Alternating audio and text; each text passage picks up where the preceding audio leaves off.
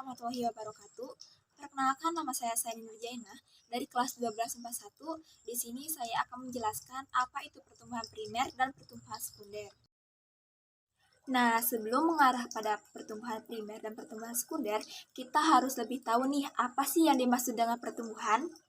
Nah, jadi pertumbuhan adalah peristiwa perubahan biologis yang terjadi pada seluruh makhluk hidup, berupa bertambahnya ukuran volume, tinggi, dan massa yang bersifat irreversibel atau tidak akan kembali seperti semula karena adanya pertumbuhan sel.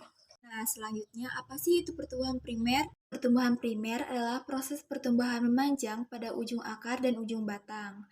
Pada bagian ujung akar dan ujung batang terdapat jaringan yang sel-selnya aktif membelah secara mitosis yang disebut meristem primer. Aktivitas sel-sel jaringan meristem primer menyebabkan pertumbuhan memanjang pada bagian ujung batang maupun ujung akar. Contohnya pertumbuhan primer ini adalah salah satunya kacang hijau atau padi. Sedangkan padi termasuk tipe perkecambahan epigea karena perkecambahan di mana katiledonnya berada di atas tanah. Sedangkan padi termasuk tipe perkecambahan epigea karena perkecambahan di mana katiledonnya berada di atas tanah. Titik tumbuh akar merupakan bagian jaringan meristem akar yang dilindungi oleh tudung akar atau disebut juga dengan kaliptra. Tudung akar mengeluarkan lendir polisakarida yang berfungsi untuk melumasi akar sehingga mengurangi gesekan antara ujung akar dan butir-butir tanah pada saat akan menembus tanah. Berdasarkan aktivitas sel dan struktur jaringannya, titik tumbuh akar dibagi menjadi 3 daerah, yaitu zona pembelahan sel atau disebut juga dengan pembentukan sel, zona pemanjangan sel, dan zona diferensiasi. Selanjutnya, titik tumbuh batang merupakan bagian jaringan meristem pada ujung batang dengan tunas berupa kuncup. Pada bagian paling ujung terdapat meristem apikal berupa massa sel berbentuk seperti kubah. Titik tumbuh batang dapat dibagi menjadi 3 daerah pertumbuhan, yaitu zona pembelahan sel, zona pemanjangan sel, dan zona diferensiasi. Lalu, apa sih yang dimaksud dengan pertumbuhan sekunder? Pertumbuhan sekunder adalah pertumbuhan yang menyebabkan tumbuhan-tumbuhan menjadi melebar, akar dan batang menjadi besar, penyebab karena adanya aktivitas kambium.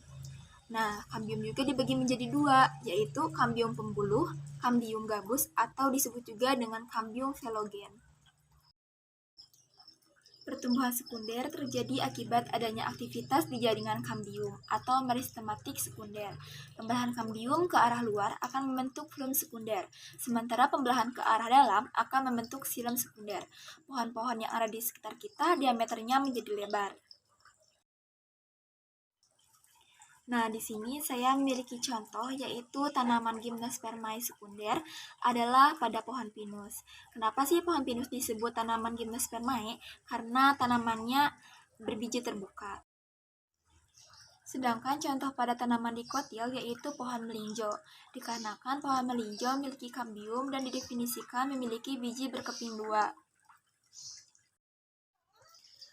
Perkembangan adalah kondisi di mana tumbuhan mengarah pada kedewasaan, melakukan diferensiasi atau spesialisasi sel untuk melakukan fungsi khusus. Sekian penjelasan dari saya. Terima kasih atas perhatiannya. Wassalamualaikum warahmatullahi wabarakatuh.